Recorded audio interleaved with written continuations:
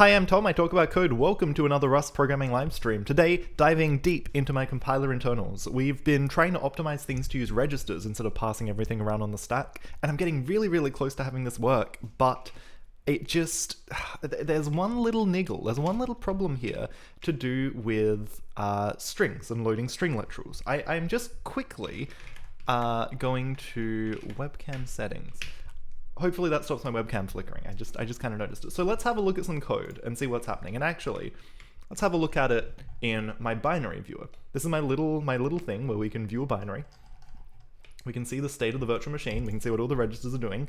And this is a program that will print out a string, or will try to print out a string to a terminal device that I've hard-coded in a fixed address. So if we want to have a look at the code for this program, right, we have a global character, a global car pointer, which is our byte buffer out device. When we write to this memory address that we're going to store in here, we're gonna find that this is kind of a standard out in a sense for our virtual machine. We have a strlength function. Our length is actually part of the string. It's encoded before the pointer. That's fun. And then we have a print function as well, where we write to this IO out device. Cool. So when we run this, and if we run all our tests, we're going to find that this crashes. We can step through this. It actually crashes at PC 162. So it crashes at this store. And we're going to tick through and see how long it takes us to get here. So this is our preamble. We jump to 198. This is our main function. And this is going to start jumping backwards pretty quickly, because the first thing we do in main, we load this constant into a global. And I think this is all fine. Stack store word, yeah, so this is, we store a value from A into global. This global lives at address 0. The first global, address 0. Second global, address 2. This is all fine. And you see our program doesn't actually start till 16 because all our static data comes first. So that is all good. Excuse me. So we set up a local, we store a value into a local, and that would be our AA. So the thing we're storing in here is whatever we load into C, push, pop it into B. So yeah, so this is the address of our string. Our string is at address 4. This is a bit jank. It's a bit funny, right? Our globals and our strings having these very low addresses, but it makes them kind of easy to reason about in a way. So we push, we set up a function call to call print. Now print, the first thing we're going to do if we jump up to program counter 66, we set up two locals on our stack frame. We load an arg. So we set, where I equals 0, that kind of happens in here. We're loading an arg here. We load that arg into B, which is 4, the address of our string. This is our argument S. And we're setting ourselves up to push this to the stack and then call our next function, which is going to be string length, which is up at 32. This is pretty straightforward. So this function, I think, is all just going to be well behaved. We're going to get the length of the string, which should be 12, and that makes sense. So then we're going to head back to wherever we were before, 92, and now we have 12 in a register, which is exactly what we want. Beautiful. So PP is going to be stored in a local, which is all fine. We do that here, we add 2, so C points to the stack frame. We get an offset within that stack frame here, and then we save the length into the local variable, which we call PP, but as far as the compiler is concerned, it's just the base pointer plus 2. Excellent. So now we're getting to the pointy end, because we're coming up to the series of instructions inside this while loop where things are going to break. And it's probably this assignment right here. That's what I'm going to guess. So we load the thing we just stored. We load it into the A register, which is a bit funny. So we're going to get 12 in the A register. I don't know why we do it like that. That's a logical error. That's a lack of communication between two register states. But that's okay. Well, actually, no, it's because it was on the stack anyway. We've run out of registers at this point. We don't have enough barriers where we tell the compiler to stop using registers. We should probably add that to my to-do list, but we'll get there. Cool, so B here 0. So we load our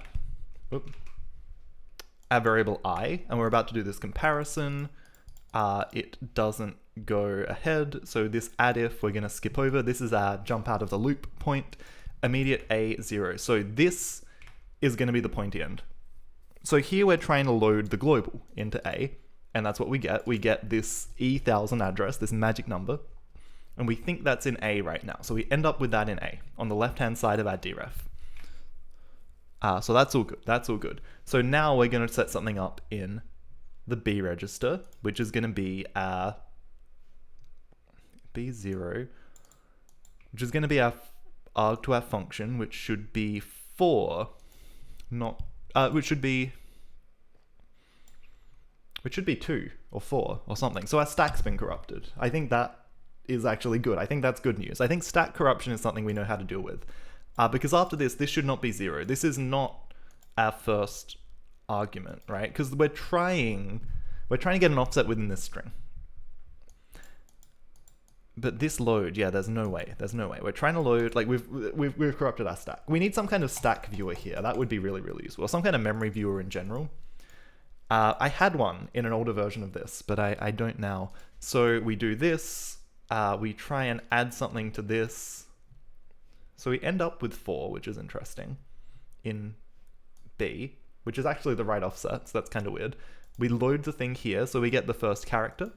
That's good. We pop this, we move this character into A. Now, we think that A still has this in it. So actually, maybe this isn't stack corruption. Maybe I'm getting too panicked. Bobius, welcome. Bobius, I realized last stream I called you Bobicles instead of Bobius, and that was that's a different person, I think. I'm pretty sure you're a different Bob.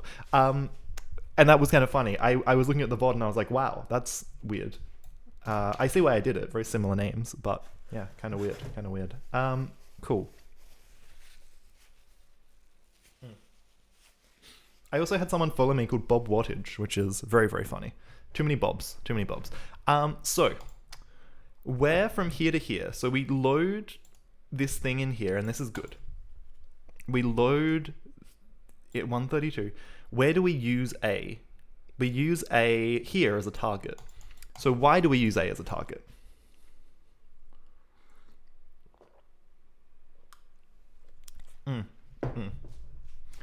You've been called every variation of Bob over the years. Having a surname for a first name for a surname, right? So many people call me Mark and get confused when I'm like, that's not my name. They're like, what? It says Mark right here. It's like, no. Use your eyes. It's also good though, because I have a really common surname, so I can use it online, and it's hopefully harder for people to dox me. Maybe not impossible, but shouldn't say that.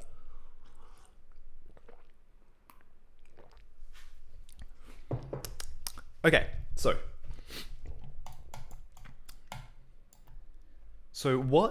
it's this binary operation, and I know exactly what this is. I know exactly what's happening here. Now, thankfully, if I build this, it's going to put stuff in the same place. It's always going to use the same registers. At the start of last stream, it was non-deterministic. It was a random order because we were relying on the iteration order of a hash map, which is random. Now I'm using B-trees. This is always going to compile the same thing in the same way. So we can actually find the point where we compile, and it's where we add. So it's going to be it's where we assign something to out. Compile expression var a compile expression si. It's this. It's when we do this, right? So here, A has the variable IO out, which is great. But then at some point we forget that this is here. Or we don't forget. We use the register A, but we don't actually change the state. Var load S push C. So it's when we come down here using B as an intermediate, that's fine. Here, so A, wait, so is this the end of this thing?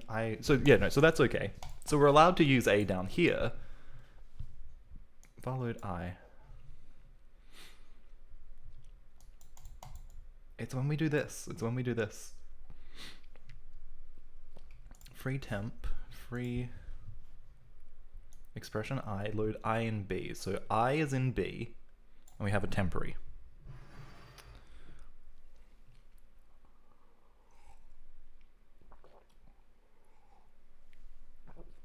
Aha.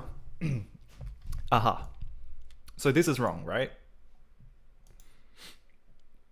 So we shouldn't be doing it like this. This is why we see multiply CBC, add BAC. For some reason, we think we're using A in this expression, which is weird, right? Oh, except it isn't. So R0 comes from R1. This thing's on the stack. This thing's on the stack. I is being pushed, or S is being pushed to the stack, yeah. So it's pushing from C to the stack. And then it needs somewhere to hold that temporarily while it operates, which it ends up putting in R1, which it ends up using R1 for. It's out of temporary registers, so it just grabs A. So this is a little bit of a problem. You need to use the trace macro more in Rust. Trace is incredible. It's so much detail, but man, this is so much easier than trying to guess what's going on. Breakpoint debugging is cool, but like going through a really detailed trace sometimes is even easier in my opinion, and that's controversial. You can fight me on that, but it's good. It's good stuff. Okay, so how do we fix this? Well, the point in the code where this happens, it's in our CodeGen expression, and it's when we require reserve temporaries.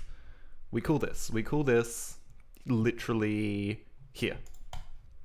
So when we call reserve temporaries, if we're out of temporaries, we try to invalidate everything, and this is where things get really funky. So let's put a trace here. Let's say not enough free registers doing something wacky. And let's rerun this, and we're going to see that line printed out right when things go bad.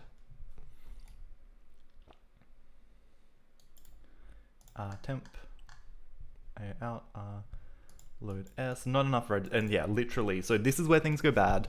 This is where, yes, yeah, exactly. This is Bobius knew this was a problem. We need 2 registers. We need 2 temporary registers. We never need more than 2 temporary registers. We always need potentially 2 temporary registers. So this is a bit of a problem. There are ways we could juggle this, okay? We could push and then restore, right? That's an option. We could say, hey, we're gonna push A, we're gonna turn A into a temporary, and then we're gonna restore it afterwards, after we're done doing this thing. That would work. The thing I think I might do, okay? The thing I think I might do is to say, I'm gonna bring a 4th register into the mix. And I'm just gonna say it's always a temporary, and this will fix this for now. Okay, so if I make T, this will now work. Ish. Okay, so something else went wrong, but it didn't blow up in that same way anymore, right? And the reason is, it didn't have to do this juggling. Now, the problem with register M is we do actually need register M sometimes, but I think maybe what I will actually do long term is to say this, register M is our page register, and this is tracked in our register state. And maybe it could change if it made sense, I don't know.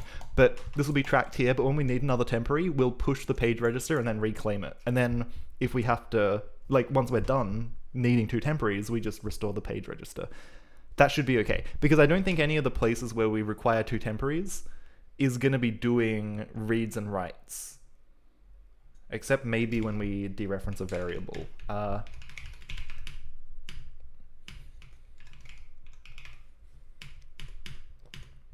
Variable. Do we need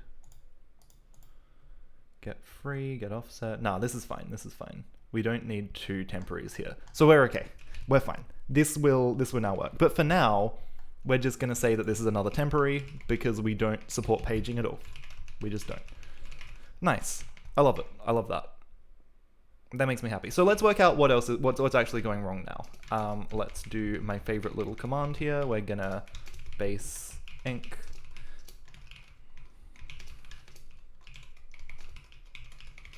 Cool, so we put it onto our clipboard, we load it, and now things should go a little bit smoother. Now things should go much, much smoother, in fact. Where's 162? It won't quite be in the... Oh, it's in the same place. See, we're just using register M. Perfect.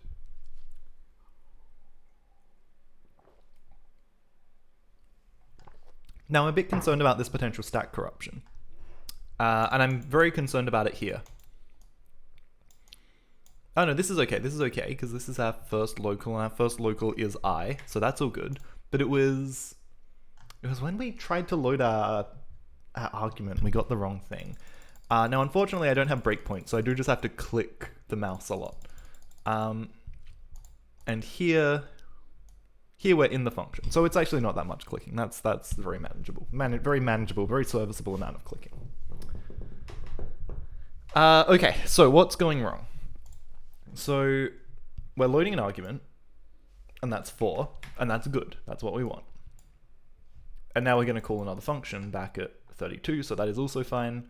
Now, this is our string length function. There's not much to say here. We end up with this. We're going to do our subtraction by 2, so we end up with the thing at address 2, one integer before the start of our string, which is where we keep our string length. We stash it away in there. Cool.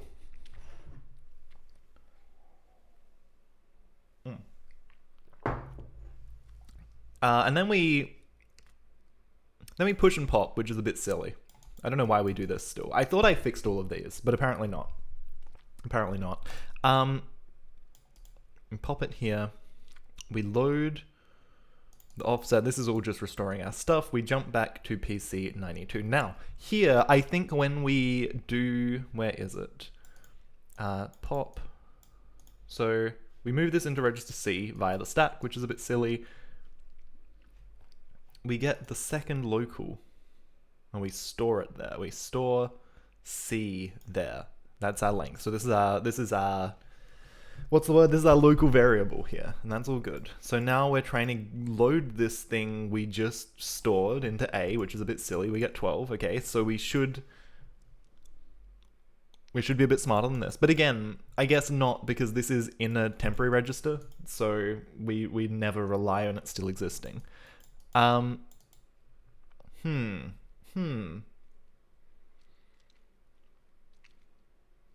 We can be smarter here. We can be smarter about what a temporary means here. A temporary could like have extra state inside of it or something, maybe. I don't know. That's worth thinking about. I like the idea of a temporary potentially being able to be something for a little bit, but you can't do it over function return boundaries, right? Like within a thing, within a series of expressions, it would be okay to remember what a temporary is, but like within a chain of binary operations, or within a, there are certain places where you couldn't rely on that.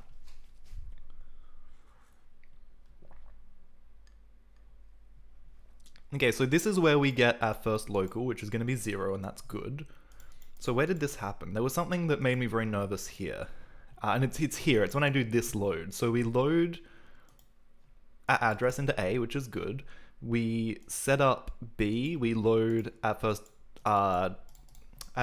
local, which is 0, which is good. Now we're going to try and load something into C. And that's 4, and that's correct as well. So I don't know why that was 2 before. That felt incorrect before, but it somehow wasn't. Whoa. And then we...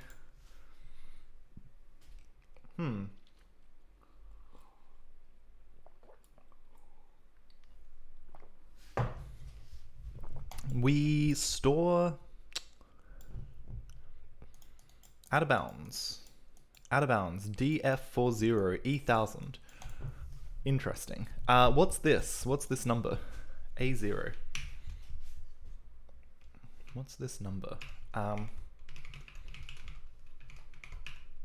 E1000.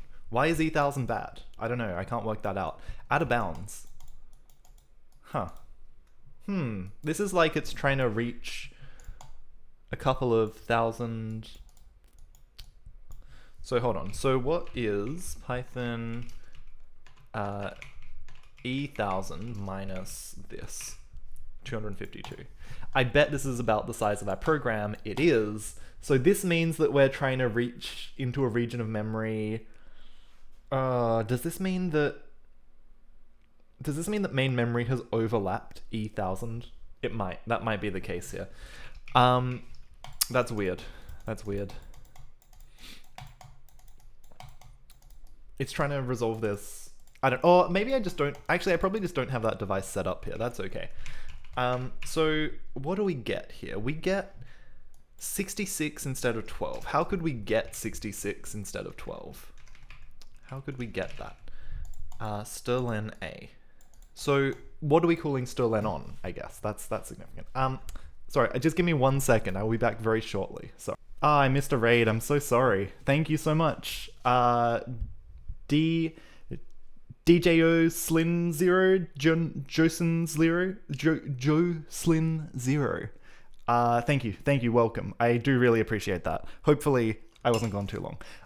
Awesome. We are building a compiler in Rust, and it is going kind of okay. I've got this fun little visualization where I can see what's running, I can step through, I can interact with my virtual machine. That's really cool. That's really cool. That works really well. Currently, strings are broken. Strings were working. DJ, awesome. Thank you. So DJ Oslin Zero, I guess. Beautiful. Cool. Yeah, so strings are broken. I'm trying to do register optimization because my compiler was really dumb. And man, I broke things. So it's just this long list of things that are broken that I'm slowly fixing. DJ Oslin, what were you doing on your stream? What brings you over? Are you a Rust person as well? Like, what's been going on? What were you working on?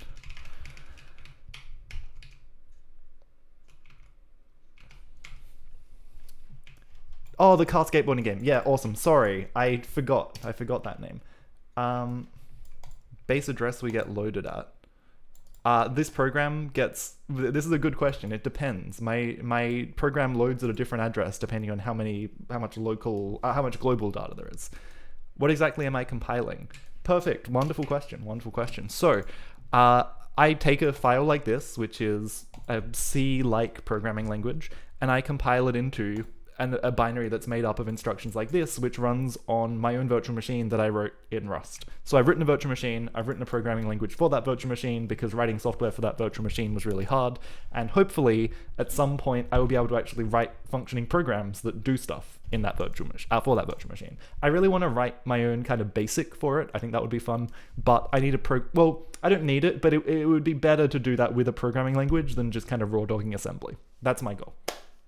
So build a programming language to build a programming language, but also other stuff. You know, it's just cool to be able to do stuff. Do I have raw pointers? Yeah, this is like C. So, you know, this is a global. It's a car pointer. You can just assign anything you want to it. You can dereference it. You can write to that address. This is how I do I/O. This is it. You know, memory mapped I/O. It's very, very raw. Everything's raw. Indeed, there's no alternative to raw pointers. There's no anything else pointer. Everything's raw. Very C, exactly. But yeah, thank you very much for the raid. Hopefully, I can do some interesting stuff here. Now, annoyingly, my harness here has broken for some reason, and I'm gonna have to look at JavaScript potentially, which I usually try and avoid. Here's a cool representation of the binary actually, as it gets loaded. Can I zoom in? I can zoom in a little. It gets very hard to read. So basically, you know, when I load a binary, it's got a little header, it's got a version, it says where the entry point is, it's got a couple of sections. The heap is actually part of this section. Now, here's a fun thought. If my heap overruns the address I'm trying to use for I/O, you'll get an error like this. So let me just double check. What is this in hex? 8,000. So this is only going to 8,000, you know, hex 8100 or something. So this definitely doesn't overrun E1000. Rust to C-like, and then JavaScript as well. We're doing everything. We're doing everything today. This is how I like it. So we're also mapping device. Okay. Mapping devices. There should be something here when I map devices. And I suspect the code path is different because I paste this binary in and just like the URL. So I think something goes wrong here. So we're gonna have to head over to the other project. Let's see, because this is just running. I should be able to, don't forget the WASM. Oh yeah, obviously the virtual machine compiles to WASM, right? The language currently doesn't compile to WASM, but I want it to. Also, literally, that's a fantastic name. I only just clicked. Thank you very much for the follow. Welcome. Welcome to the compiler club. Yeah, WASM is a very important step in this process. Rust to WASM, honestly, fantastic. Really, really nice experience. I really rate it. So we want to look at, I guess, app.view. It's vue.js as well, right? So it's not just JavaScript, of course, because who writes plain JavaScript? I wrote a version of this in plain JavaScript, and it was kind of good, but also kind of not. So now I'm doing it with reactivity. So Robin binary current question devices. So when I load here, when I do this, I don't give it devices to load as well. So when I load binary, yeah, so I need to say current question value devices. This is very jank. This is extreme jank. That's also not how I build this. Okay, so this has an error. That's okay. Current question. I can't spell. This is another common problem on this stream. Yeah, thank you. Bobius acts as my spell checker, so I don't have to have an LSP. This is basically how it works over here. It was good until it wasn't. Document.getElement by ID is fantastic. I really rate it. If there's any other fans of document.getElement by ID here, please, call yourselves out. But also, I still can't spell. It has a kind of hard limitation at a certain point where it just stops making sense, unfortunately. Okay, so let's click through. Let's just click and see if it breaks. Because I don't have breakpoints, so I just have to click, right? It's a lot of clicking. This is a lot of code just to take the length of a string. And we have a loop as well, which makes it hard. But I guess the important thing is about here, right, is where we do, we do a load. Where do we do we do a store. So we should come back through here again. Cookie, whoa, oops. I don't know why I don't have that locked. I should probably lock this. Cookie clicker simulator. Did I make a whole shell? No, this is a library called 98.css. It's really, really cool. It just works. It's very magic. One of my friends showed me, okay, hold on. So this is, sorry, this is important. So if I Python hex, this should be E1000, right? No. What the hell's this? Where am I storing this? What's going on here? Huh?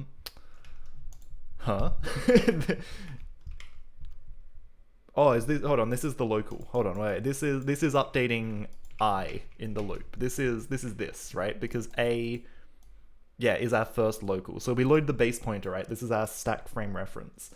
And then we add 0 to it. So this is our first local. Now, obviously, adding 0, this is a no-op. We should just be able to skip this instruction, but my compiler isn't smart enough for that yet. We're barely only just using registers for anything instead of doing everything on the stack. So we'll get there. We're going to do a no-op pass.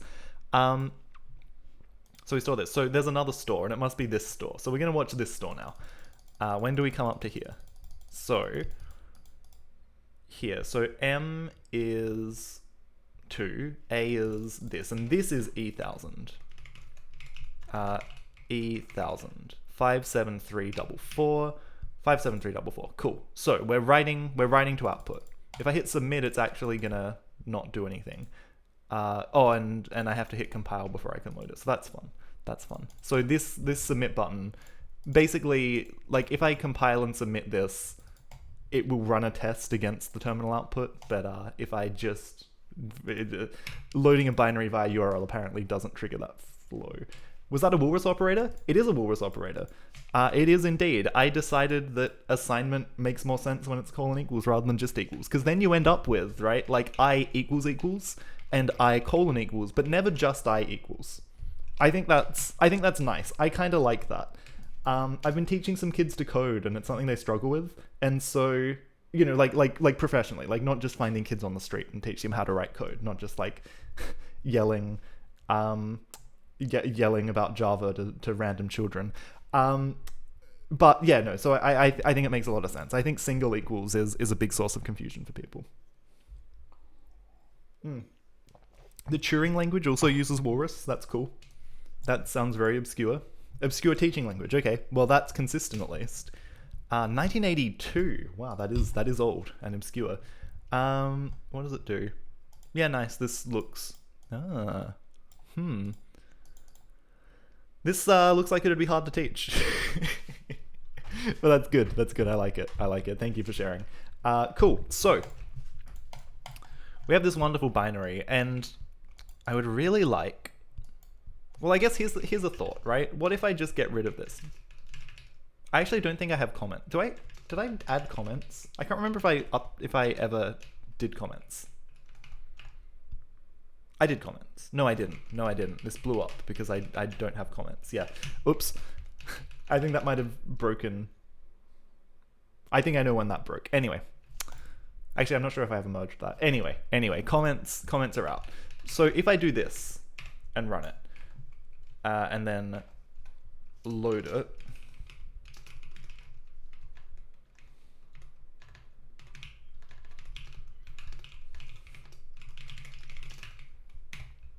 selection C, cool. So we have a binary on the clipboard. This is a lot less instructions. It's still a lot of instructions, so it's going to be a lot less clicking because it's just going to go straight through them.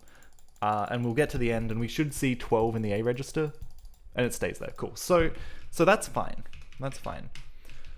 So there's a few things that could be happening to make this return. When I run this test, it returns 66 instead of 12, and that's a really alarmingly wrong number. Really alarmingly wrong number. I guess one thing to look at is when I actually compile an expression and I make a function call. After I make that function call, I really should invalidate the current register state, right? Because the registers are not going to be in the same state after I've called this function. The A register is going to have the... yeah, like this doesn't really make much sense, I don't think. Because compiling a function call... Oh no, sorry, so these are the args, sorry, my mistake. From stack.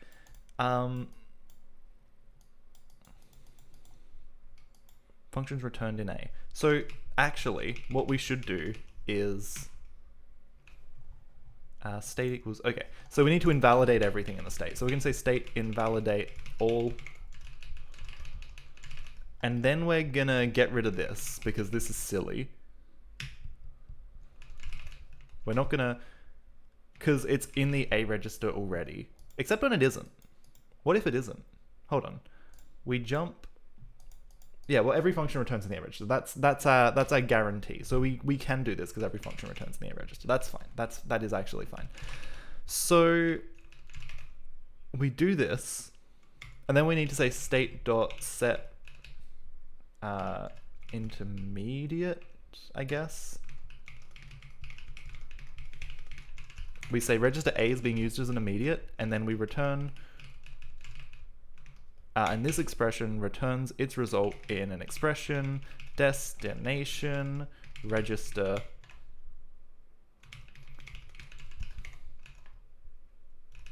Beautiful, beautiful, there we go. Might be better to use a temporary register for this, potentially. That's okay, we'll roll with this for now. Okay, this blows up array instruct. This is always the test that seems to fail. It's a different test. It's a different test every time. And this is happening because we're probably forgetting something important. I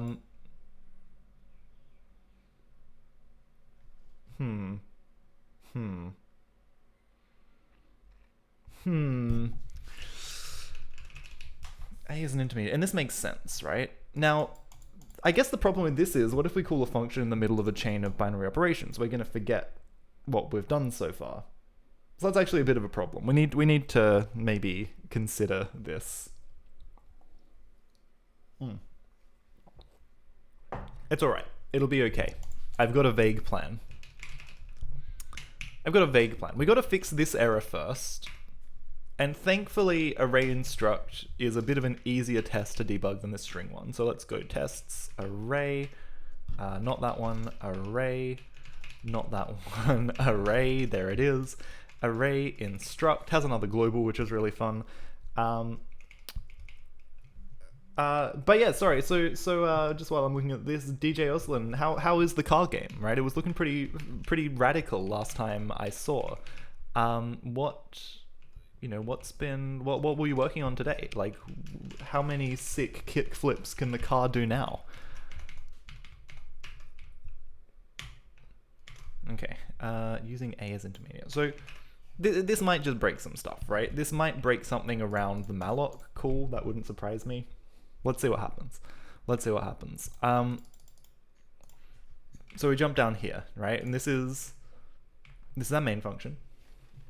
Note how the tip text for tricks is displayed. Tip text for tricks is a bit of an unexpected tongue twister. Added a mission complete fail notification. That sounds very productive. That's the kind of stuff where I'm always like, I'm making a game and then I get to that stuff and I'm like, oh, I can't be bothered. And then I give up and I never touch the project again. So it's good to see that you're smashing on with it. So this is doing our assignment. We're assigning to C is the address of the global. So we're raw dogging. We're writing straight to address 0, which is pretty ballsy, if I do say so myself. Then we're gonna set up 100. This is our malloc call. We are gonna jump to line 18.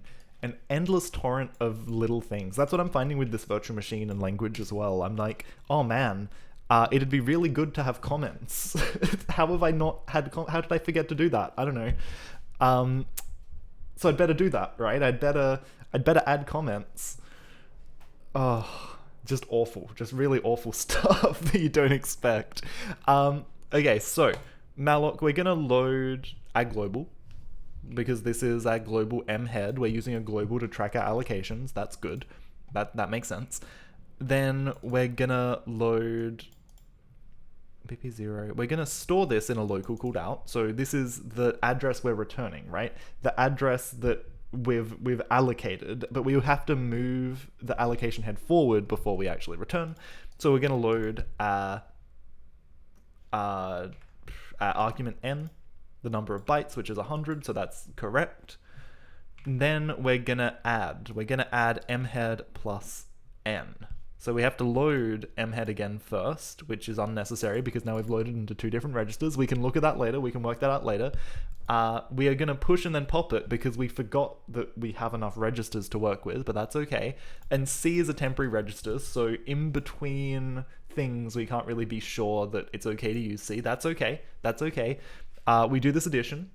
This is the addition, right? So we add... Yeah, we add the number of bytes we allocated to where the head previously was, and then we store that. We store that in our global, which is great, and then we do our function return, and we have the result, the thing we should be returning, which is hex 1000 in register A.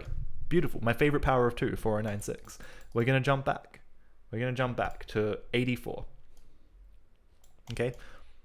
So CBP0... we're gonna try to load something. A is an intermediate.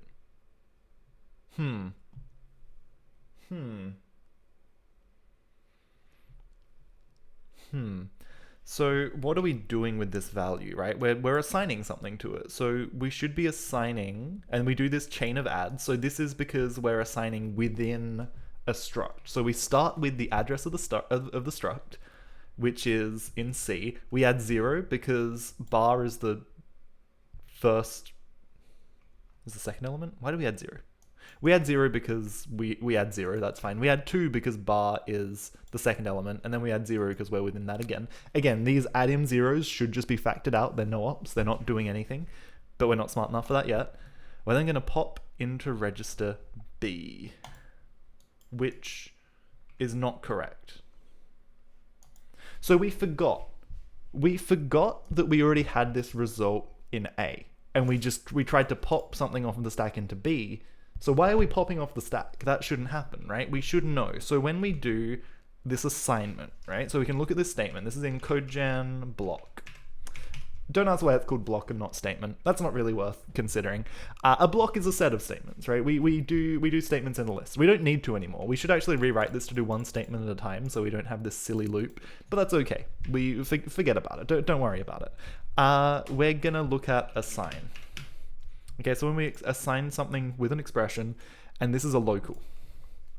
We compile the result. This is good. And the result of this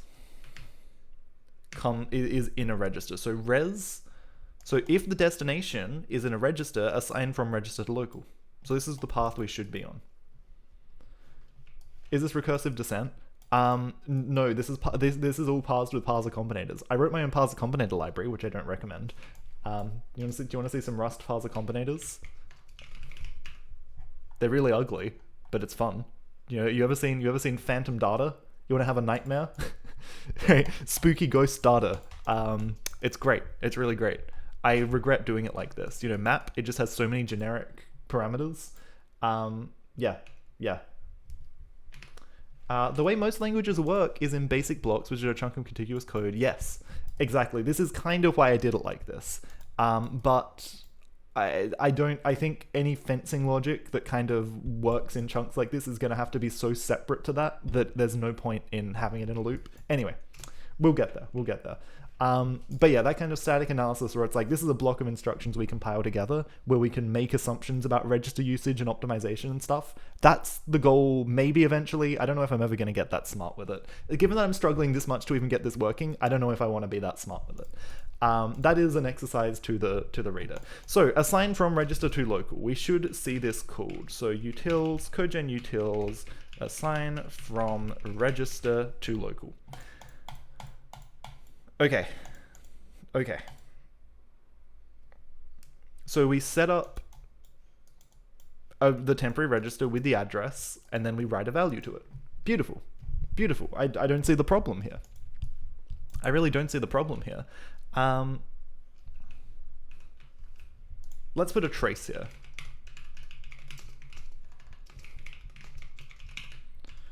And just dump out all of our state, but let's do it after we get the address register. So let's say local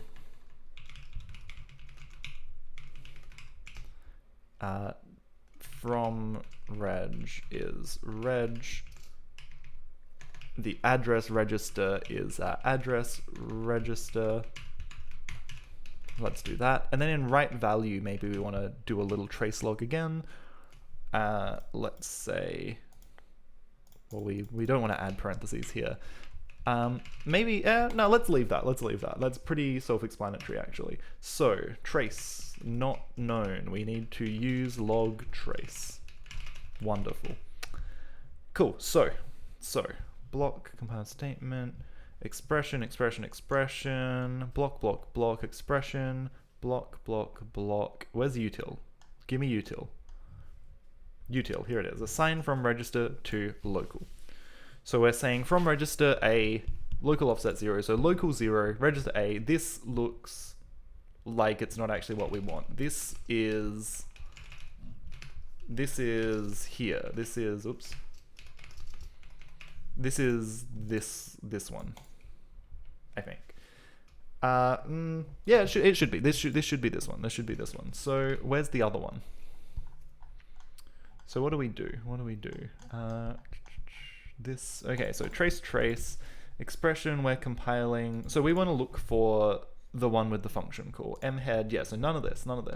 We want to look for compile expression, this one. This is what we're compiling.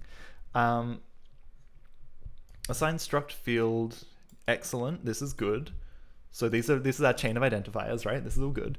Compile expression, so we compile this expression. We have a literal in a register. That's okay. We're gonna forget that that's there, but that's okay. Compile an expression, state. We compile a statement. Okay, no, hold on. Where did all the work go here? Where did everything go? So we compiled a function, but at no point do we ever seem to then know that A had the result of that function. So that's a bit of a problem. That's a teeny little problem. Teeny little problem. How did we forget that? Is Lang ready to run spacecraft? Only if you want that spacecraft to crash horribly into the sun. Use at your own risk. I have thought a lot about, sometimes I wake up from a dream and I think about the 16-bit spaceship game that Notch tried to make after Minecraft. And I'm like, man, it would be really cool. I got really stoned one night and built a spaceship simulator. Actually, no. I was on prednisolone. I was on like a steroid for a bowel condition, and I couldn't sleep. I was so fucking wired. And I wrote a little spaceship simulator. I'm like, it would be really fun to try and plug a virtual machine into that. That would be great. That would be great. So assign. We passed this state through, which seems correct. So that's good. But I would expect at the end here that maybe we need to just log this state in between. Let's trace. Let's just put lots of traces in. Traces are good. Shoutouts to prednisolone. Have you experienced the joy of being hungry all the time and not sleeping? And man, what dose of prednisolone were you on? Guess what dose? Guess how high my dose was. when I went on it with no real warning about the side effects, because I was in hospital. They were just like, just take this, and I was like, okay, I just want to get out of hospital. Man, guess my prednisolone dose when I first started taking it. Okay, so we're tracing. We'll say compiled.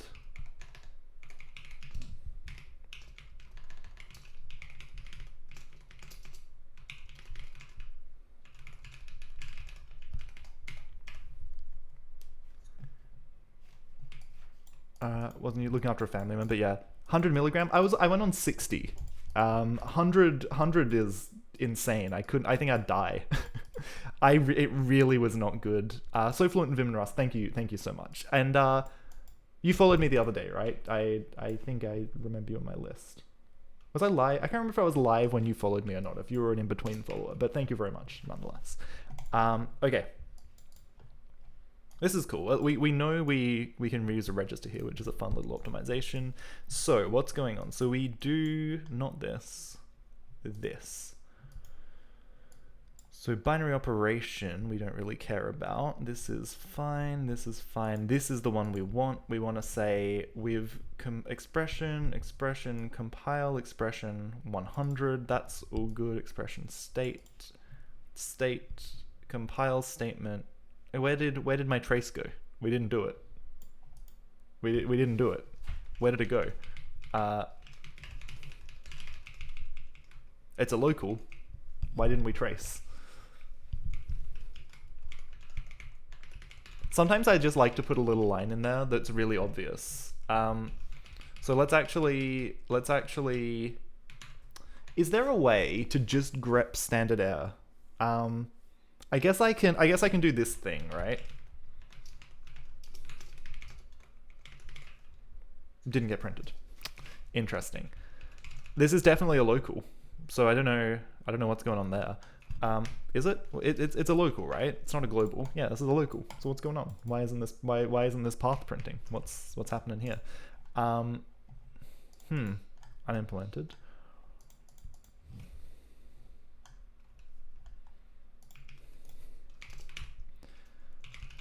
Let's just copy and paste this line for each different type of thing and see if it's going to tell us what's going on here. Compiled right-hand side of assignment arg.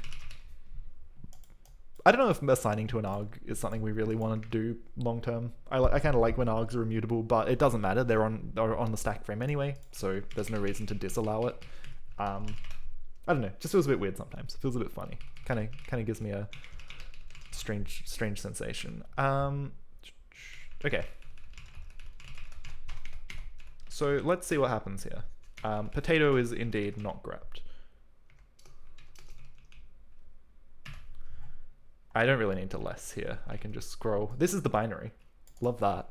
Block expression, var out, mhead. This is all good. Compiled right-hand side of assignment global. This is when we're setting to mhead. State. This is all good. State. We're using variable out in A. That is all good. Actually, I don't know if that is good. That's fine because out doesn't change. But this, in theory, we could have changed out here, and we need to invalidate out if it's already in a variable when we do that. That's okay. We'll get there. That's more than just an optimization, but we will get there. Right-hand side of assignment global. That's all good. So foo this. Assign struct fields, compile expression, malloc 100, expression state, compile expression 100. That's also good. we have this wonderful state here. So before the expression and after the expression, everything's free. That's good. And then we just like don't do anything, which is a bit weird. Why aren't we printing? We're on this branch, right? So how do we get here? Where's it going? Where did it go? What are we even doing? How have we forgotten? It's like I've just dropped something on the floor. What's going on? Where did it go? where did this go?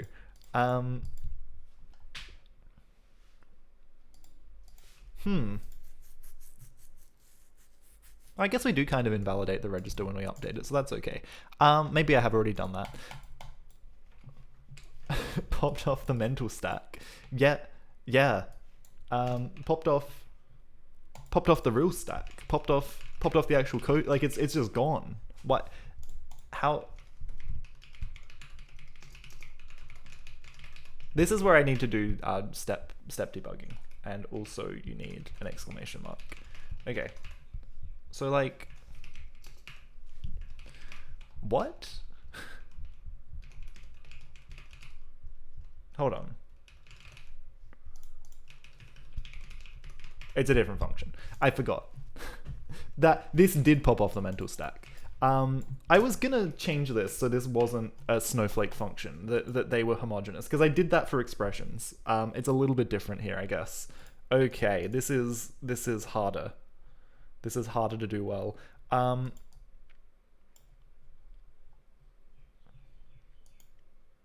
this is hard-coded to register B. That's a problem. Anything that's hard-coded to a register, that's bad. That's bad news. So assign struct. What are we doing? Compiled expression. This is the right-hand side. This is a function call. Parser issue. Yeah. If we don't have a thing in the struct, then our parser has broken. So we give up. We want to grab this as a variable. That's all good. We get the type, which is great. Get stack field offset. We put this in register C. Okay. So what we need is, to do is let reg temp. So we need a temporary register, and then we also need actually maybe we need 2 temporary registers. Right value BC. We could do this with 2 temporary registers. That would work. That would work. That error has strong... It does. That's basically what I'm saying, right? That's why I'm using expect. We should never be in this state. If I'm in this state, something else... There should be a test that has broken before this code ever executes anywhere. My test should be screaming at me before that happens. So, get stack field offset. Okay, so I just need 2 registers. Let's say T0 and T1. Let's say state.require temp, reserve temporaries.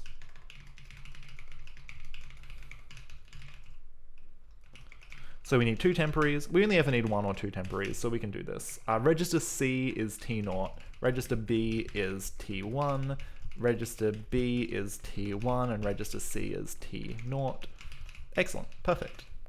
Easy, done. And then afterwards, we also need to say that these go back to normal.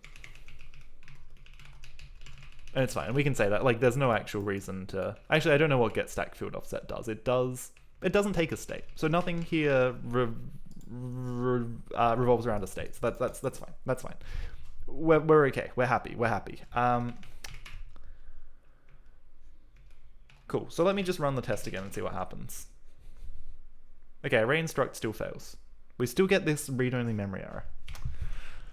Same kind of deal. But now let's copy it to the clipboard and run it and see if it looks better. Because it should look better. So we're gonna... It's what we get back from malloc, right? Oh no, it's when we do the assignment. It's how we calculate the assignment.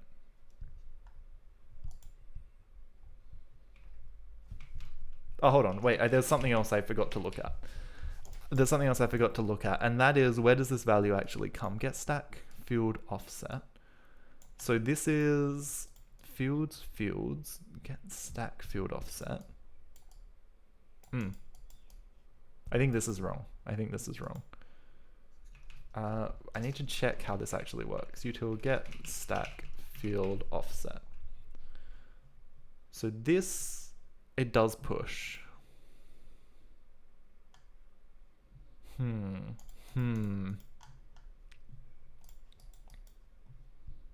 Oh no, it doesn't. Sorry, it loads a word. It just does this stuff to work out how to load a word. Load address 2. Otherwise, load local address 2. So this is popping what it thinks is the result of the right-hand side. So this is where we need to decide if we need 2 temporaries or not. So let's put a fork in the road. If expression destination, and this is good because the function will now actually trigger this code path whenever we're expecting a register. So if compiled AXPR destination, if it ended up in a register, then this is simpler. Then we just say, we do the similar thing, but we do it without the pop step. We just don't do a pop. So we have a register, we just need one temp. We say let temp is state get temp unwrap, because if we can't get a temporary, something's gone really wrong. Now here we want to use the temp for this. We don't pop, and then we write a value, and we write the value reg to temp. Cool. Else, this is where we need 2 temporaries. We need to get a pair, and then we need to pop, because if it's not in a register, it's on the stack. Did this? Uh-oh. I've got the wrong number of things. Is that okay? Wait, that's fine. Yeah, that's what I want. This should be assigned struct, right? Yeah, okay. Sorry, I thought I had the wrong number of brackets. Okay, so this is now good because we pop off the stack because the thing was on the stack, and now we do this. Excellent. Okay, something's... I forgot if let. Where did I go? If let. Perfect, now everything passes. I fixed it. Okay, so the problem was we still had a thing that was hard-coded. We fixed our string offsets. We fixed an issue I didn't even know I was going to have because... well, I mean, yeah. I started fiddling around with the internals. An actual compiler error, I haven't seen one of those for most of the stream. Yeah, we've had compiler errors, but we haven't had compiler errors about the compiler. We haven't had, I guess they're meta compiler errors, right? That's kind of what you want. So let's do a commit while this is in a working state. What did I do? I added ord, that's kind of important. Add VM source regis.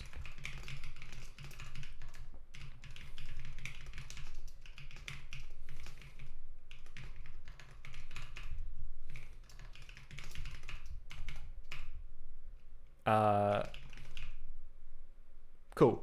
Conveniently, there were no additional cargo FMT changes required in that file, so I don't need to do an amend commit, even though I did that in a silly way. Okay, we'll add lang, just add everything.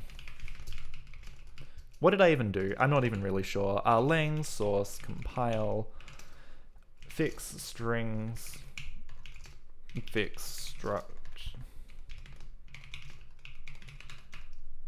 Oh, and I also did function returns. That's okay. That's fine. These have all gotten so messy anyway that it doesn't really matter. Expression, code gen. Let's see if Clippy's angry. How's Clippy doing these days? I haven't run Clippy for a little while. State.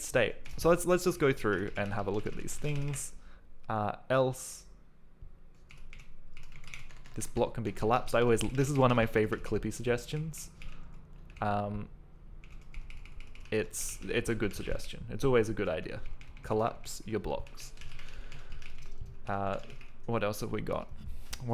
Expect. Use of expect followed by function call.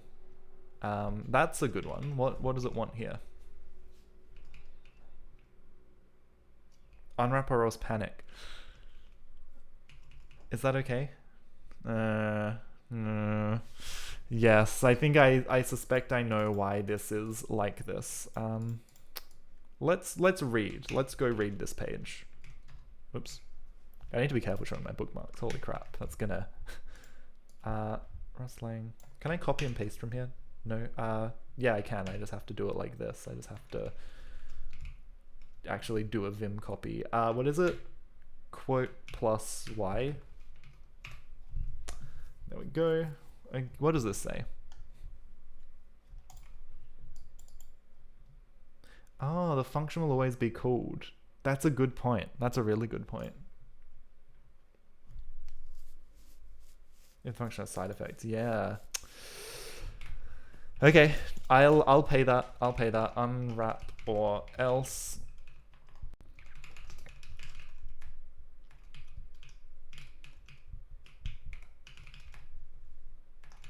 I'll pay that. That's a good suggestion.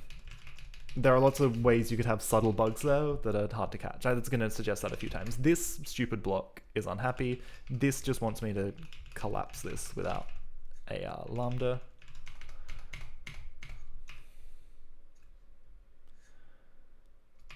Oh, this has to have an underscore in it. Nice, nice. Clippy makes some very, very good points. Clippy is, yeah, you know, the best experience I've ever had with a tech assistant called Clippy. So what have we got? I think this was all new, so I think I could actually amend this. Let's cargo FMT first. I think that should be fine. Git add lang.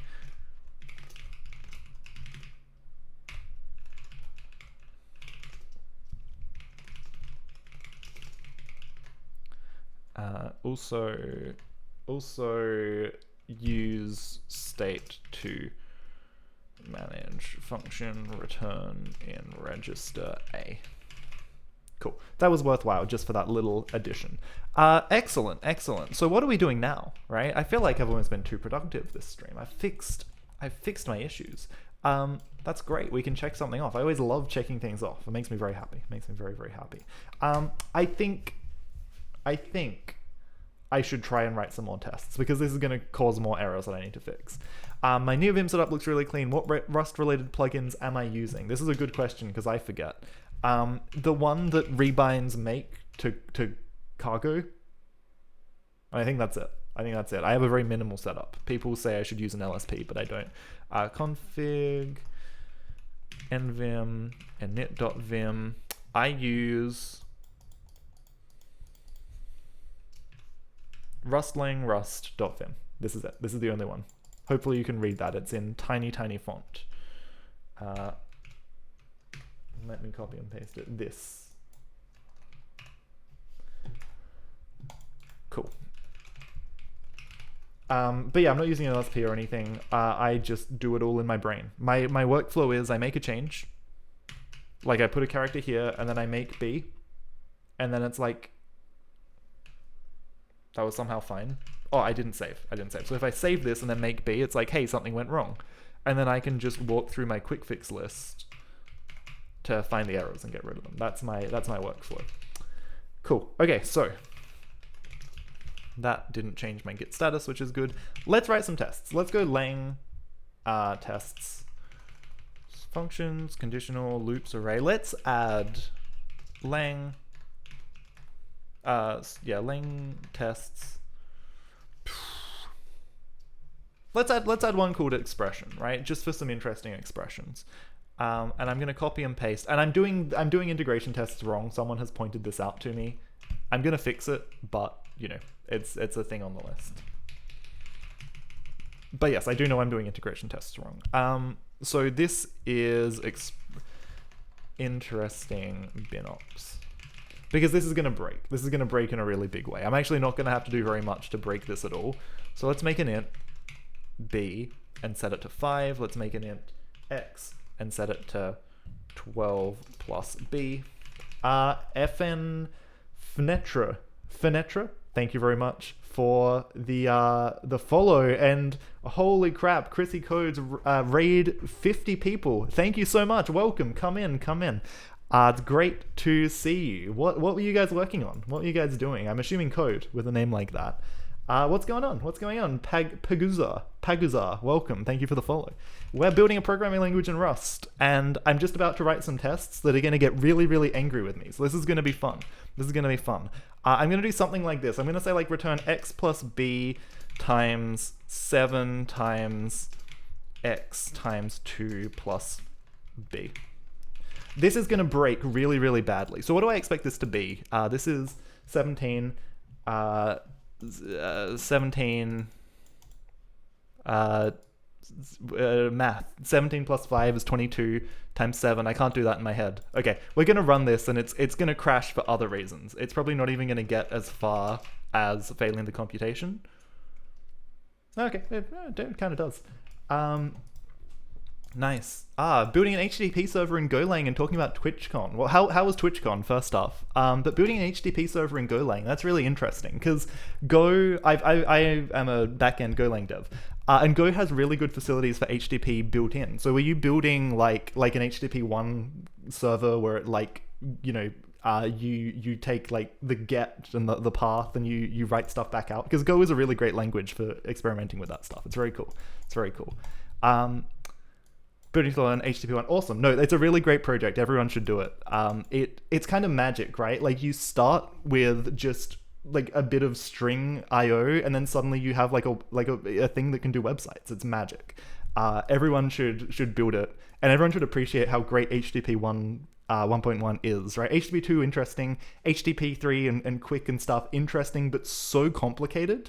I love the simplicity of HTTP 1. The fact that anyone can just kind of jump in and learn about this stuff, by doing. It's a great way. So that's awesome. That's really exciting. That's a cool project. How are you finding Go? Go kind of controversial language, right? How are you finding it? I need to open Python to do this computation. I don't know why. What's this? Where did this come from? I don't know why this has picked up as an extra source. That's kind of funny. Cool. So we have 5 and 17. So we're doing, I'm just going to write this out in full. We're going to say b equals 5, x is 12 plus b. Then we're going to do x plus b times 7 times x times 2 plus b. This should be 6006. We're getting a different answer. So 6006. This could be precedence. This could be a lot of things. You like Go so far. You don't know a language until you start to not like it. I've never heard that before, but that's kind of incredible. That's a really awesome perspective. What other languages do you know? What's your kind of background? Go, yeah. There are definitely, the more Go I write, the more I get sick of if not equals nil, right? And that's something I've really enjoyed about Rust, and something I'd really recommend to anyone who's kind of done a bit of Go, appreciates the simplicity of it, but kind of wants maybe to explore some more powerful tools to deal with errors and model uncertainty and failures into your types more directly. Cotter, thank you for the follow as well. Sorry, I missed that one. Awesome. So we'll do a quick test here, and this is going to fail again, right? Because we have the wrong number. We've done the wrong number. Python, JavaScript, PHP, but with Laravel. Plenty of stuff to hate in those languages. Go never warns when data context storage something might be nil. Complex code bases. Yeah. It's the classic kind of null pointer thing, right? Like you just chuck the dot in there, and it probably it might just blow up. You have to manage it yourself. Covert, thank you very much for the follow. Welcome. When you have big change of structs, right? And this is a problem with, every language that isn't, like a Rust or something where you have this kind of encoding with optional. Go does have optional, but I don't think it's a very good optional. Like the functional stuff in Go, it works, it's there, but it's not quite up to scratch in my opinion. Let's step through this code and see if I can work out where the computation's going wrong. Covert, hello, come in, welcome. But yeah, thank you so much for the raid. I really do appreciate people coming in, hanging out. let's do my janky little thing. Let's load this up in my browser-based code explorer. What do I need to do? I need to go into test 2. I need to paste this in. I just got to put this in a text file so that I can run my magic command that puts it on the clipboard, which is somewhere up here. Cool. And here is my browser-based explorer for this. This isn't live yet, but yeah. Sif, hello, welcome. Maybe someone else can be my personal LSP using... no, I'm using NeoVim. I just have it bound to Vi because I don't like pressing a third button. No, Vi is like something else. Chrissy Codes, thank you so much for the follow. MMLVX, thank you so much for the follow. That's 2070, if I can do maths. Awesome, yeah. No, Vi is like another beast. I've had to edit files on servers just using Vi before. It's really fun. You feel like you've got that real like hacker mindset. You're like, I need to backspace this thing, but like it's not interactive, right? It's good, it's good. I've never gone as far as having to use sed, but you know, Vi it's up there. So we've got 88 machine code instructions. This compiler, by the way, is compiling for my own virtual machine. This is my target. So these are instructions I've invented. And we're going to step through. Doesn't quite work. The X and the V would have to swap places. True. I don't know how I didn't notice that. Yeah, so it'd be like 65 if you swapped them. That makes sense. That makes a lot of sense. Sed is fun. And if you know sed, you're ready to do some cool stuff in Vi because they're the same commands, right? If you've ever done like :s in Vim, that's a sed command. That you can do that in sed. If you're on the command line, you can do like s/ find and replace. You've never been stuck in an environment that lacks nano. Me neither. I just prefer Vim, right? If I can use Vi key bindings, I'm going to do that over nano. I don't want to press Control W and Control O and like Control X or whatever it is to quit. I don't want to do that. That sucks. Give me WQ any day. Give me give me this any day. Yeah, Nano has weird ergonomics. Okay, so we've got this big chain of instructions, and let's see what happens. And we should be able to follow this through, right? It's going to go right to left. So it's going to start by calculating... I suspect it's going to start by calculating 2 plus b, actually. And in my trace log, we should be able to confirm that. I've got a bad feeling I haven't done precedence correctly. I have tests that have kind of verified it, but I haven't done a big chain like this and actually computed the result. So what have we got? So b equals 5, that's fine. That's all good. 12 plus b, that's also all good. We're going to end up with b in a register. That's fine. We should end up with a literal in a register as well, maybe, but we'll probably forget it's there, and that's okay. Yep, here we are. X in a register, 12 in a register. Now, here we go. So we do this big chain. And to compile this big chain of expressions, this is Windows, followed with Emacs.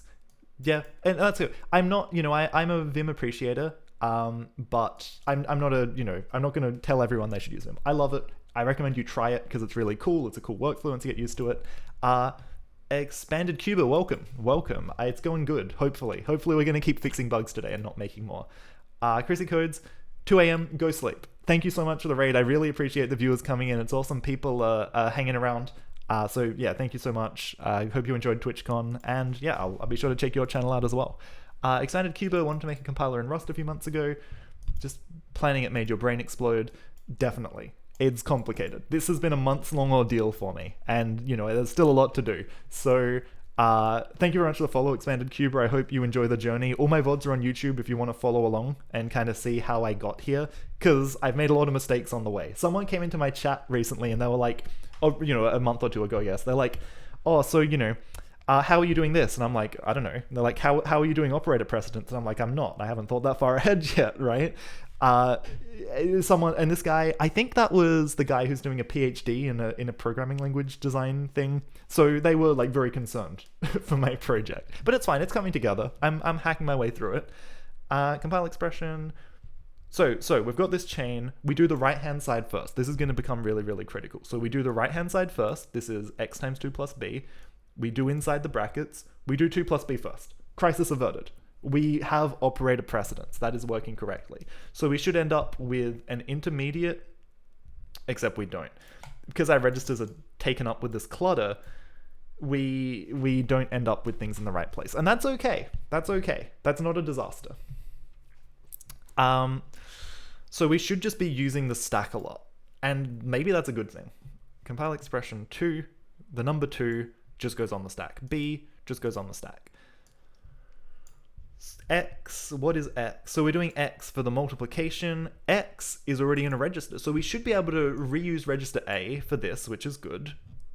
Compile expression 7, we should be doing this multiplication. Okay, so this looks fine. This actually looks fine. X plus B. So this whole chain appears to be working in the correct order. Code holding together by Elmer's glue. What kind of programming am I doing? Possible ban evader. I hope, can I? Yeah, it doesn't look like you're restricted, so that should be okay. I had to unrestrict someone in my chat the other day. I hope, sorry about this. What kind of programming? I'm writing a compiler in Rust for a language that compiles to my own virtual machine. So I'm about to look at a bunch of assembly. You don't know, I probably know more about it. Struggling to keep from eating the glue. Excellent. You know, the only difference between someone who knows about this stuff and someone who doesn't is that, like, I just started doing it. I just started one day. I was like, I'm going to build this. And through dumb persistence, it's starting to come together. So this chain, so again, we should be able to follow it through, right? And it's probably easier to look at the code. Now that I know it's doing the expressions in the right order, so we're going to load 5 into register B. Going to load 5 into the variable B, which is in register A, confusingly. We're going to load 12 plus B into X. So we get 17, and then we store that. So we load the base pointer into C, we add an offset to it, and then we store our value 17 there. This is putting it in a local variable relative to our base pointer, which is our stack frame for the current function. Now we do the big stuff. So we load B first, right? We're going to load... We shouldn't have to load B, but that's okay. We're going to do it anyway. So we're going to end up with 5 in register C. That's all good. C is our temporary. We're happy with this. We're going to push it. Then we're going to get 2, and we're going to add them together on the stack. And we pop that into C, we have 7. Now we're going to multiply this by X. And X is in A, X is 17. So this is all good so far. This is great so far. This is really making me happy. So we end up with 119, which I guess is 7 plus 17. That feels about right. So up until 54, we're all happy so far. Now we need to multiply that by 7. So we're going to... Now this is where things probably go wrong. We push it to the stack, we pop it from the stack, and we're going to multiply it by 7. This is fine. This is fine. I don't know what's going on. I think having a complicated sub-expression on the left-hand side is what's going to happen. Decent amount from these streams. I'm glad you're learning, Cricket. That's the goal. Registers relative to stack and heap. There's a lot to unpack here. Stack... Wait, like what a register is, or like what I mean when I say relative. But when I have a local variable, it gets stored on the stack, relative to, like, every time you have a function call, you have a frame on the stack. Check result with calc. I did it with Python, and that's how I got my answer. So that should be okay. Every function has, it's called a frame on the stack. When you have a local variable like this B or this X, that it has to get stored somewhere, right? So we do that relative to the stack. That is what I mean by that. Excellent. And Byte to Packet, thank you so much for the follow. Thank you. I'm trying to get up to 1,000 followers, by the way, because when I do that, I'm gonna do a music stream. I'm gonna do a whole stream of just playing music, singing, playing flute, playing tin whistle. It's gonna be good. It's gonna be good. So we've got presumably the correct value of this multiplication. We're gonna load B. We're gonna load B. Should we have to load B? We're gonna load it anyway into M, which is 5. So that's fine. Then we're gonna move it into A. And then we're multiplying C by A. So I think we forgot to do something here. I think we forgot part of this. Oh no, add A. Hold on, we're adding... we got confused. So I guess we think we're adding A and B here, but we're not. We're not adding A and B here. We're adding B and B. So let's go back to Python. And if I go back here and I say, so B is this, X is this, if I change this to B plus B, we probably get not the answer I got either. Not that, none of these are the answer I'm getting. Hold on. We move C into A. Did I say something about precedence? My precedence is fine. I double checked. My precedence is great.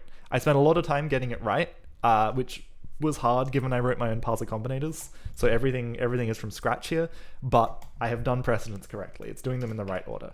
The confusing thing is, I'm not exactly sure what it thinks it's doing here. So when we get to, because here we do this multiplication, we do 7 times 7 times 17 times 7, so 49 times 17, I guess. Why did the add happen before the multiply? Because it's this add. This add has to happen before the multiply because there's a bracket. Register allocation. Exactly. The problem here is register allocation. The problem here is forgetting the state of our register allocation. We should never be adding A to itself, right? There's no point where we do X plus X or B plus B, but nonetheless we are loading the variable B, into register A and then adding it to itself. The 2 plus B, that happens in the right order. Rightmost expression value in parenthesis. Yeah, no, the expression values are fine. The expression values are fine. I can see, I have a little trace here and I can see that it's actually evaluating these in the correct order.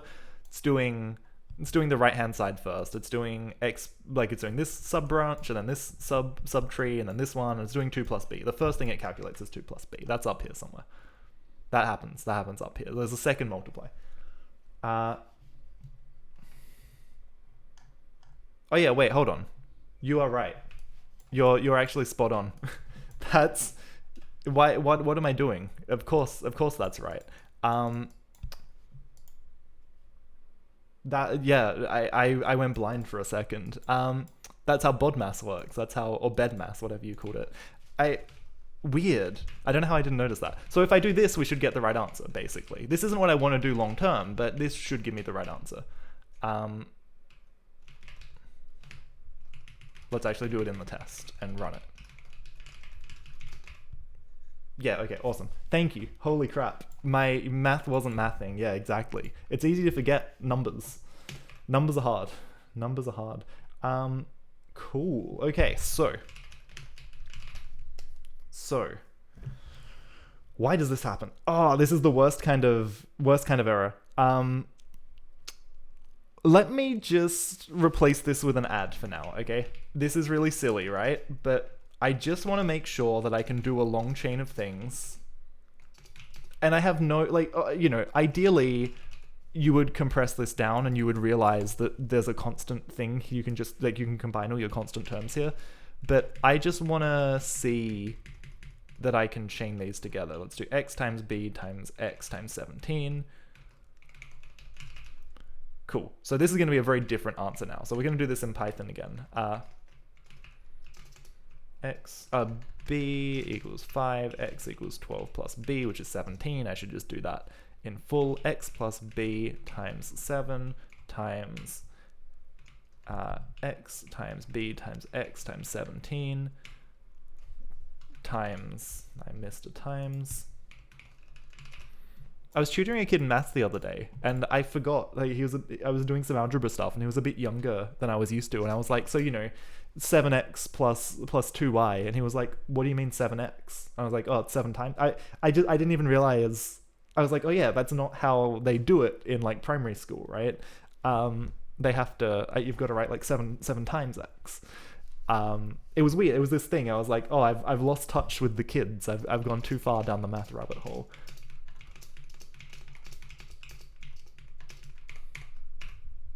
That's too big of a number. I can't do that. That is too large of a number. I can't do that either. I can't multiply this many things. No copy. I could copy paste this actually. That would be fine. The reason I don't copy paste is I'm always just lazy. So I could do no, hold on. It's quote plus y, right? And then I can paste. but it also brings a new line with it. But you're right, I should actually be doing this over here. So I should say like 1 plus b, let's make this 3. Let's get rid of this 17. And let's make this, let's get rid of the 10. Let's try and have a nice sensible chain of things. So we'll say b is 3, x is 4. We're gonna quote plus y. 75, but if I do log, is log to a function? Log 2 of, that's why it's annoying to do, 16.1. So this is like just a little too big. So let's multiply by 2 instead in the middle. Plus y.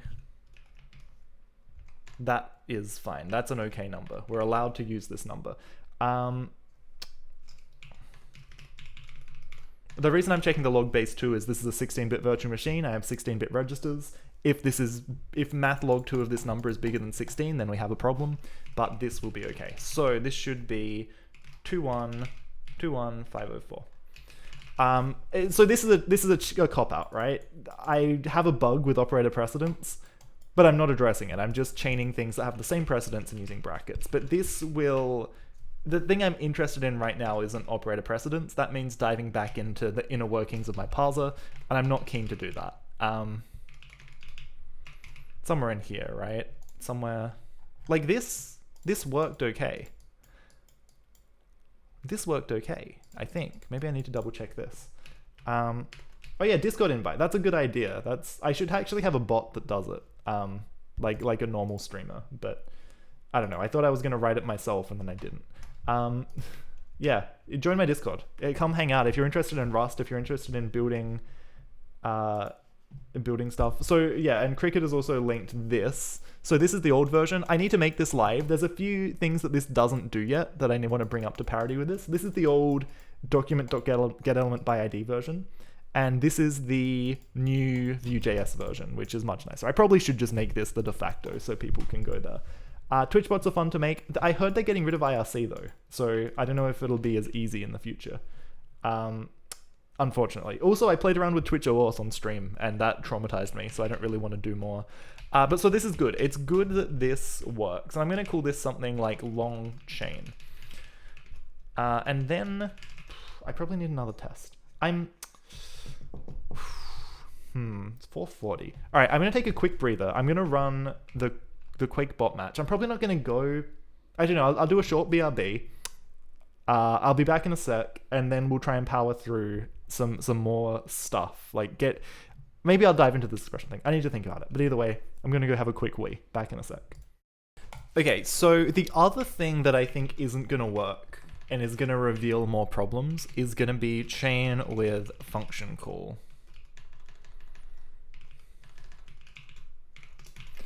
Because something earlier in the chain might try and use the A register, but then we'll do a function call, and it won't be in the A register gets mulched. So I think I can engineer this, if I really think about it. But I think I just have to... I don't think I can do any variable assignment, otherwise the variable will live in A. So let's just say return. Let's do return. Let's make a function int foo, which is going to return 7. This one's going to be pretty simple. And we'll return 8 plus foo plus bar. Let's do this, and we'll make int bar return foo plus 1. Okay, so this should be 8 plus 7, which is 15 plus... Well, 8 plus 8, which is 16, plus 7, which is 23. If I can math correctly, which there's a solid chance I can't. That's okay. 22, wait. Is that just my brain? 8 plus 7 is 15, plus 7, 15, 7, 20, that's 20, it should be 23, right? Am I going crazy? This is 23. Yeah. Yeah. Yeah. So why that's I wasn't expecting it to be so close to being correct. It's wrong, which is good because I thought like if it was just right, I would be concerned that there was something quiet I was still missing. The fact that it's broken means we have something to fix, but I'm just kind of confused about why it's wrong. Like why it's wrong by one. Hold on, let me where are we going? Okay, so this is a really short one, which is nice. We only have, 92 divided by 2. We only have 46 instructions, which is good, and some of this is our frame setup. So we jump to PC58, this is our main function. We set up our locals, we make a function call straight away. The first thing we do in main is make a function call, because we do bar first. Bar first on the right hand side. So we call bar. Bar is gonna load 1, and then we're gonna call. So this is the problem.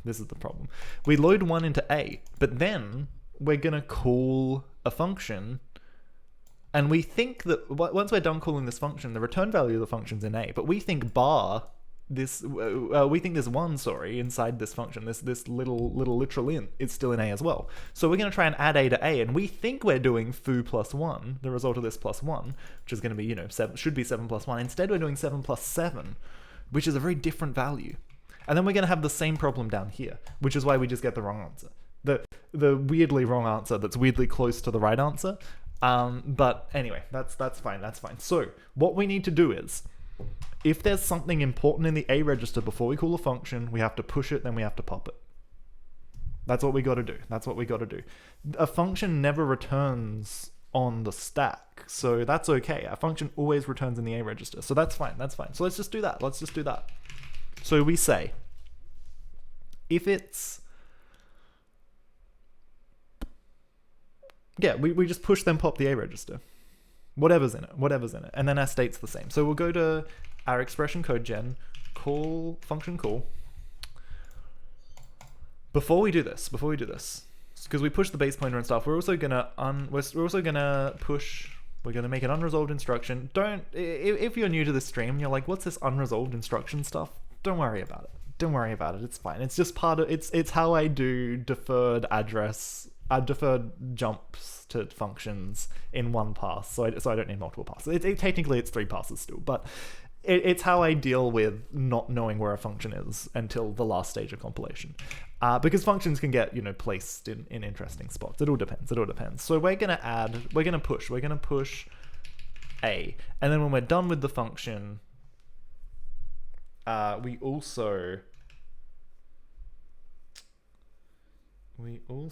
we jump back to here, right? So we jump back here, we reset the base pointer to the stack pointer, then we jump. And then afterwards, the first thing we need to do when we come back, well, actually, we need to do it after here, I guess. That's actually tricky, because we return in the A register. So, what do we do with the A register, right? Because we can push it, but then what do we do with it afterwards? Like, where do we...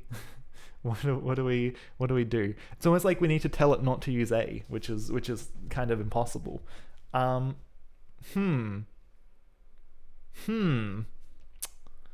that's a bit of a bummer. I wasn't ready for that. Because we can't just use our temporary register, because that's already used as part of our function return. So how do we... The problem is we don't know, right? The problem is this is just going to get overridden and we don't know. This is hard. This is tricky. This is rough. This is not good. Okay, I can deal with this. Don't panic. It's not a crisis. It's not a disaster. But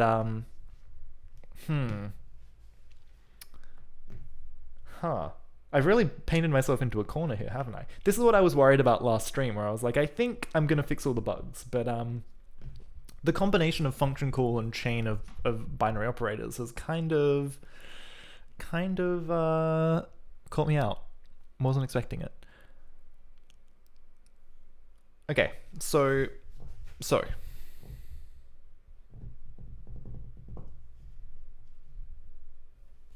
So the problem is, right?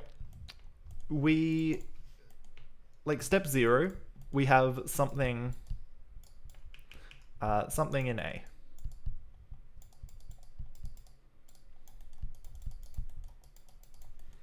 Step 1.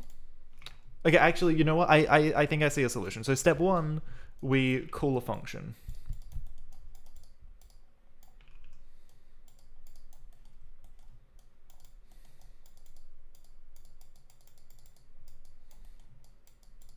The function overrides A, but then where did the old value go? What do we do with it? How do we get it back? Right? So one thing you might kind of think about is, what if we push the value of A before we call the function, which is great, but then after the function returns, the return value is in A. So where do we pop the value to? We can't just put it in A, then we'd forget the return value of the function. We could do it inside the function, but we have that same problem. Where do we put the return value of the function? So here's a thought. And this is going to change a few things. Let me try this. So I'll do what I was doing before. We push A to the stack, and then the first thing we do when we return is we also push, we then again push A to the stack. Right? So we've got the return value, we push it to the stack a second time. Now, we have two things on the stack. Sorry, I forgot to change my scene. We add another push to the stack, right? So now I'm going to change back to this one again. So our stack, when we return, is now going to look... So when we return, so the first thing it looks like when we return is old value of A. We'll call this A. Then if we push, we'll have the return value and the A register. Then we could swap, so we would have the A on top, and then the return value underneath. And then we can pop A, right? We would end up with the return value on the stack, and then the other thing gets popped into the A register. So we could do this kind of stack juggling. It's a lot of instructions, but it's actually not the worst thing in the world. So we could add, so we've pushed this, we add a swap instruction, and then we pop into A.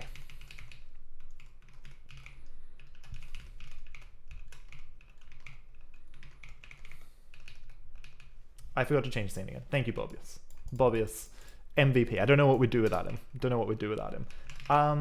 Turing Moon Yacht followed. Thank you very much. That's a wonderful, that feels like a correct horse battery password username, which I like. I like that a lot.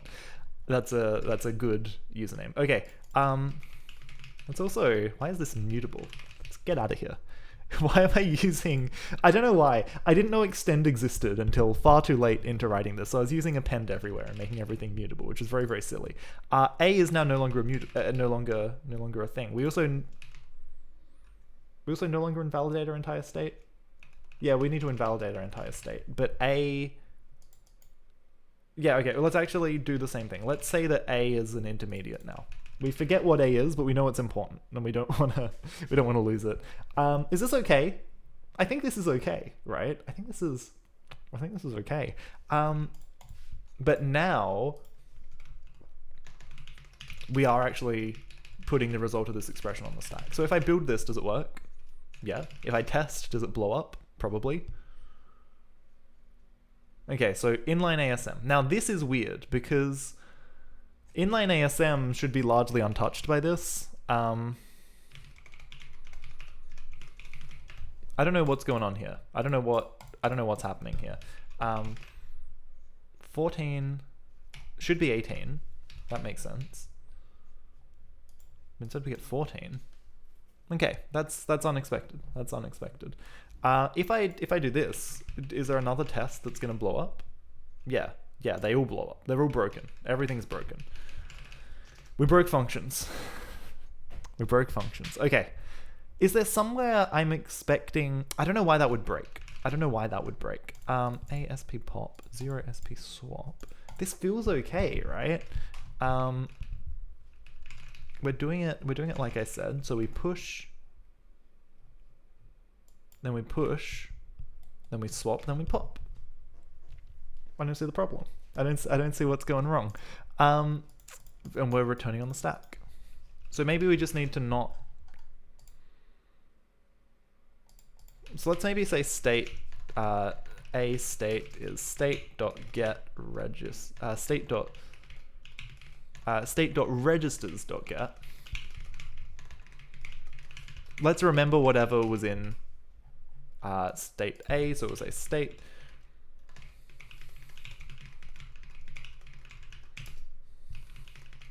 We'll restore it. We'll restore it exactly. None of this intermediate crap.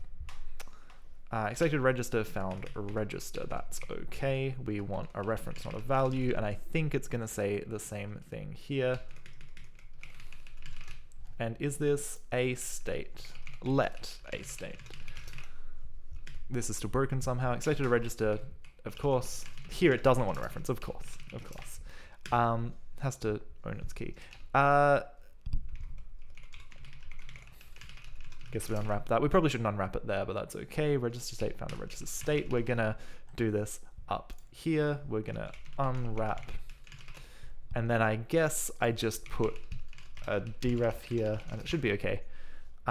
Immutable borrow occurs here. Immutable borrow occurs here.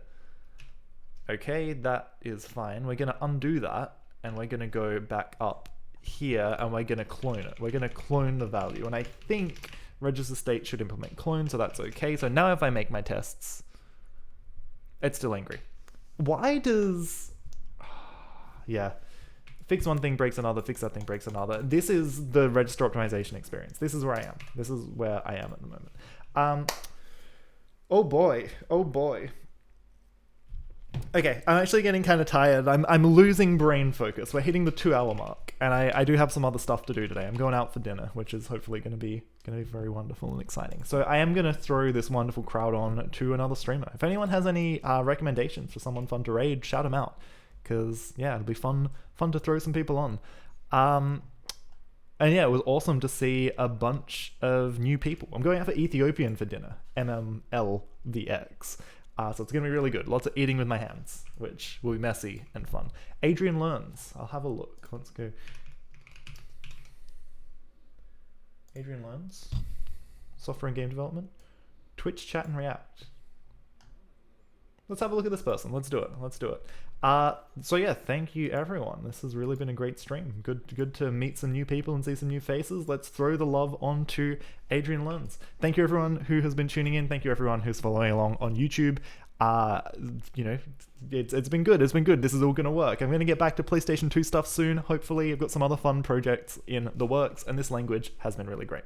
All right, let's go raid this person. Cheers, and I will see you all next time. Bye.